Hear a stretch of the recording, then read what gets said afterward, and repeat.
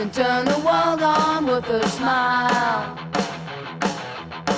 You can take a nothing day and suddenly make it all seem worthwhile. Well, it's your girl and you should know it. With each glance and every little movement you show it. Love is all around, don't need to fake it. You can never down, why don't you take it? You're gonna make it after all.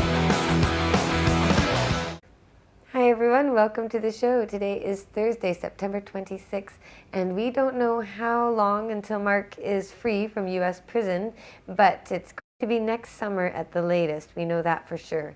However, his transfer application has not been signed off on yet by the Canadian Public Safety Minister, so we're hoping that people continue to make phone calls and send letters to Public Safety Minister Steven Blaney. All of the contact information is on FreeMarc.ca, and you could also send Marc a letter if you'd like, because admittedly he's getting a little anxious and he's ready to come home, and it's kind of frustrating for him to be in the U.S. prison system when the U.S. government has told him he can go home.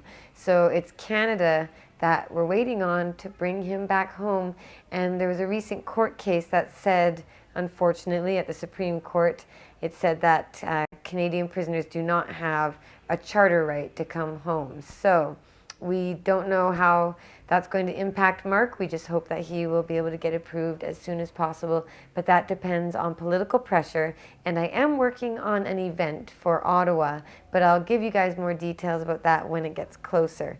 But for now, please make your phone calls, send your emails and faxes and letters to Minister Steven Blaney. The contact info is at freemarc.ca. I was away last week, so I didn't do a show, but I was at the Boston Freedom Rally on the 14th, and it was a two-day event from the 14th to the 15th, but I was only there for the Saturday. However, it was a fantastic gathering. It was huge. There were so many people filling up the park, and it's been many years, over 2 decades these guys have been going at it. So I want to give a big thank you and a congratulations to everybody at MassCan and with Normal and with everyone involved who made the Boston Freedom Rally happen. And I also felt so much love and support. I really wish Marc could be in the U.S. to feel the love and hear the stories that I'm so privileged to get when I go and speak at these events. So thank you to everybody in Boston for bringing me out there to speak. I really had a fantastic time, and when I tell Marc the stories that I hear, which are so heartwarming, that kind of thing keeps us going. It keeps us strong, and it reminds him that he is missed and he is remembered, and that when he comes home, we have support all over the world, even in places he can't go, like the United States. So we'll try and work on getting elected, though, so he's able to get a diplomatic passport to go down to the U.S. so we can meet everybody there. Now, we have Sensible BC happening here in British Columbia. It's our decriminalization referendum. Now, in Canada, we're unfortunately not able to change our drug laws in each province the way that U.S. states can change their marijuana laws. But we can change how the police enforce the laws. So that's the plan in British Columbia with Sensible BC and the Sensible Policing Act. I've mentioned it before on my show, and if you're watching Pot TV and reading Cannabis Culture, you should be well informed about that campaign, which is being led by Dana Larson, one of the best activists of our time and a great friend and comrade here. We really love Dana for everything he's doing, and all of the people out gathering the signatures right now.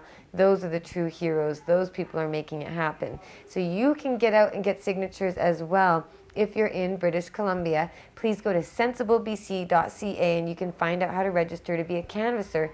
And you can just get the paperwork and have all your friends and family sign. You don't even need to go out and talk to any strangers. You can just get this paperwork and have it signed by people that you know who are close to you. Even if it's 5 or 10 people, it does make a difference. We know that votes count and signatures count. So please get active and get involved by going to sensiblebc.ca. And in the coming weeks and months, I'll be hitting the campaign trail, at least here in Vancouver, doing the best that I can to help get Dana all of the support that he needs for Sensible BC to succeed here in British Columbia. And it just gets the vote to the people next year. We have to get the signatures this year, and then we can vote on it next year.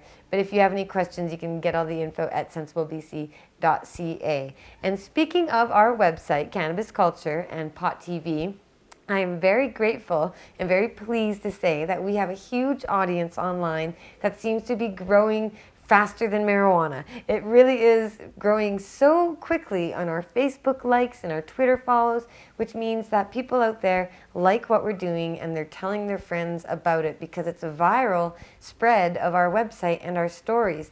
And I've got to thank Jeremiah Vandermeer, the editor, and Marius Stoner, who is the associate editor, for running the show of cannabis culture and making sure that you guys get all the news that you need at cannabisculture.com. So if you haven't followed us on Twitter or at Facebook, you can find us easily. It's just Cannabis Culture. You can Google it or go to our front webpage and you can find all the links there too.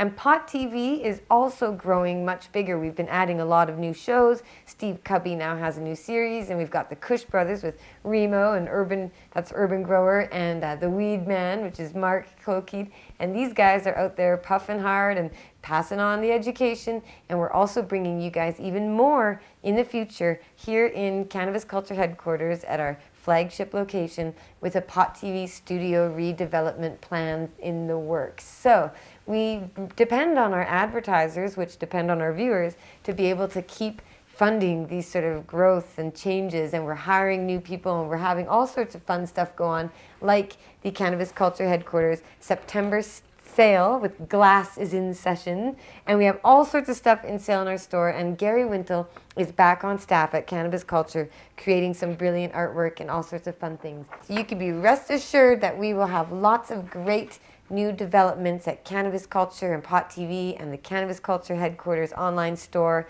and on all of our Facebook accounts and everywhere online. So sign up and follow us and spread the good word, because we depend on you to spread the info we're sharing, and we really appreciate all of your viewership and all of your support. So be sure to bookmark and check out Cannabis Culture and Pot TV, and if you have any news stories that you'd like us to cover, please send them our way. But bear in mind that it's all being done by two guys running that whole Cannabis Culture website full time and trying to do that and then some other work. So we'll try and get back to everybody, but it's pretty impressive to know that you guys like what we're doing. And for Marc's sake and for the movement's sake, we're going to keep doing the best we can here at Marc Emery's Cannabis Culture headquarters. So I'm going to say goodbye for now and see you guys next week. I'll be doing my show as usual every Thursday when I am here in town.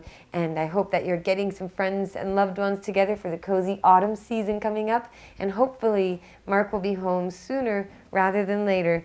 But it sure is exciting to know that a lot of people care all over the world, and people are still making an effort to try and get him back home. So thank you all for that, and thanks for tuning in, and we'll see you guys next week. Free Marc Emery and free all the drug war prisoners.